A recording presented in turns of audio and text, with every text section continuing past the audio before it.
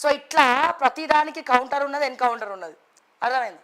And ఇక్కడ పొన్నం ప్రభాకర్ గారి గురించి నేను ఎక్స్క్లూజివ్గా చెప్పదలుచుకున్నా. పొన్నం ప్రభాకర్ అన్నకు ఫోన్ చేసిన, ఎప్పుడు ప్రోగ్రామ్ స్టార్ట్ అయింది 6 o'clock. కొండా సురేఖ అక్క వాళ్ళ పిఏకి కూడా ఫోన్ చేస్తున్నా. సరే అది పక్కన పెడితే పొన్నం ప్రభాకర్ అన్నకు కూడా నేను ఫోన్ చేసిన. ఏమన్నాడు, వాళ్ళ పిఏనో ఎవరెత్తురో నాకు తెలియదు, నేను సార్ పిఏని మాట్లాడుతున్నా అన్నాడు. సార్ అన్న హౌస్లో ఉన్నాడు, నేను సార్ పిఏని మాట్లాడుతున్నా అన్నాడు. సరేరా నాయన అని చెప్పిన. ఓకే ఇట్లా మరి ప్రోగ్రామ్కి వస్తున్నారా, వెయిట్ చేస్తున్నాం, ఎవరో ఒకళ్ళు రావాలి కదా అని చెప్పి కాల్ చేసినాం.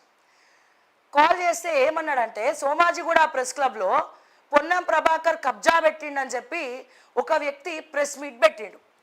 సోమాజిగూడ ప్రెస్ క్లబ్ అంటే ఏంటండి, ప్రెస్ క్లబ్లో ప్రెస్ మీట్ పెడితే అక్కడ ప్రతి ఒక్క టీవీ ఛానల్ పోతుంది. TV9 దగ్గర నుంచి టీ న్యూస్ వరకు మా యూట్యూబ్ ఛానల్ అన్నీ కూడా అక్కడ పోయి కవర్ చేస్తుంది. అండ్ ఫ్రీ లింక్ ఉంటుంది, ఫ్రీ లింక్లో ప్రతి ఛానల్ కూడా వేసుకుంటాడు. ఓకే టీవీ ఒక్కటే కవర్ చేసింది ఆ ప్రెస్ మీటు, మిగతా ఏ ఛానల్లో పొన్నం ప్రభాకర్ కబ్జా కవర్ చేయలేదా? అసలు సందర్భం అని ఆలోచించాలా.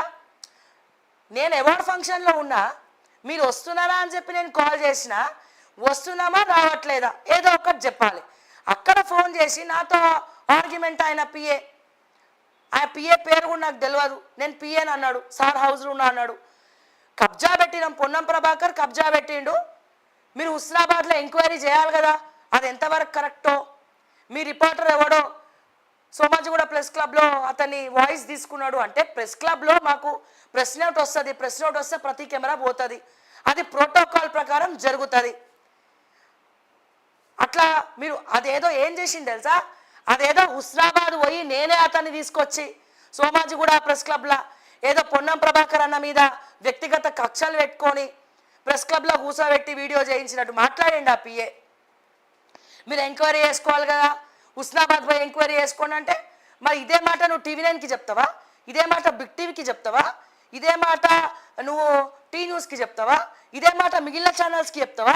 అవార్డ్ ఫంక్షన్కి వస్తున్నారని అడగడానికి ఫోన్ చేస్తే ఓకే టీవీకి మాత్రమే ఎందుకు చెప్పినావు? సమయం సందర్భం చూసుకోవాల్సినటువంటి పని నీకు లేదా అని చెప్పి నేను అడుగుతా ఉన్నా. అంటే ఇప్పుడు సోమాజిగూడ ప్రెస్ క్లబ్లో మేము కవర్ చేసినందుకు నువ్వు అవార్డ్ ఫంక్షన్కి రాలే, అందుకే ఉద్యమకారులకు అవార్డు ఇవ్వాలన్న మనసు కూడా నీకు రాలే, అంతే కదా. మేము కవర్ చేయొద్దు, మీ కబ్జాలు కవర్ చేయొద్దు, మేము సైలెంట్గా ఉండాలి, మా దృష్టికి ఏది వచ్చినా మేము చెప్పొద్దు, మేము అట్లనే పోతూ ఉండాలి. ఏం మాట్లాడుతున్నారో కొంచెమన్నా ఆలోచించి మాట్లాడితే బాగుంటుంది అని చెప్పి పొన్నం ప్రభాకర్ గారికి వాళ్ళ పిఏలకు చెప్తా ఉన్నా. మీరు మాకు చేసేది ఏం లేదు, మీ గురించి వెనకడిగేసి అమ్మో పొన్నమన్న కబ్జా పెట్టిండంట అని చెప్పి. మరి అదే తొలి వెలుగు రఘు చేసిండుగా, మరి ఏమైంది, ఫోన్ చేసిండ్రు రఘుకి? మరి మిగిలిన ఛానల్స్ అందరు చేసిరు కదా, మరి వాళ్ళకు కూడా ఫోన్లు చేసిండ్రా? నాకు మాత్రము మేము మాత్రం కవర్ చేయొద్దు, ఇది ఎక్కడ న్యాయం అండి, ఇది ఎక్కడ ధర్మం అండి? అసలు అట్లీస్ట్ అవార్డ్ ఫంక్షన్ గురించి కాల్ చేస్తుందన్న ఇంకిత జ్ఞానం లేకుండా బాయ్ వీళ్ళకి. ఆమె ఫంక్షన్ హడావుడిలో ఉంటుంది అని చెప్పి ఒక 5-10 నిమిషాల్లో మూడ్ ఖరాబ్ అయింది వాళ్ళతో ఆర్గ్యుమెంట్ వల్ల. సో ఇట్లా వీళ్ళ స్థాయి ఇది, ఇట్లా ఉన్నారు వీళ్ళు. పోనీ ఏం చేసిరు మరి, ఆ కబ్జా కేసు సాల్వ్ చేసిరా? ఆయన అంటుండు తెలంగాణ ఉద్యమకారుణ్ణి నాకు కబ్జా చేసిందని. ఏం తప్పులేందే అంతమంది మీద వచ్చి ఒక మంత్రి గురించి చెప్తాడు ఆయన? ఏదో ఒకటి చేసిండ, ఉట్టిగానే పొన్న మీద కక్ష పెట్టుకొని చేసిండ, ఇప్పటివరకు కలవలే. అసలు ఆయన ఓడో కూడా నాకు తెలియదు. ప్రెస్ క్లబ్ పోయి కవర్ చేసినందుకు ఇది అంత panchayat. So anyways, okay TV award ఫంక్షన్కి వచ్చిన ప్రతి ఒక్కరికి కూడా నేను ఓట్ ఆఫ్ థ్యాంక్స్ తెలియజేస్తూ, పబ్లిక్ చాలామంది వచ్చినారు, చాలా సంతోషంగా ఉంది.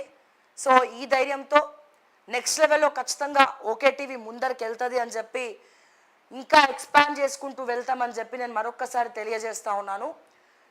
ఈ ఎక్స్పాన్షన్లో భాగంగా ఖచ్చితంగా ధర్మం వైపే ఓకే టీవీ అనేది నిలబడుతుంది అని మరొక్కసారి తెలియజేస్తూ, నిస్వార్థంగా ప్రజల పక్షాన ఓకే టీవీ మాట్లాడుతుంది, కొట్లాడుతుంది.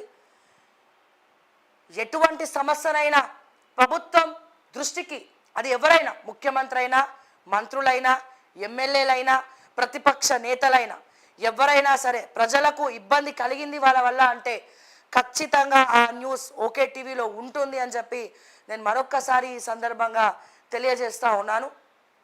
అండ్ అదే రకంగా రాష్ట్ర వ్యాప్తంగా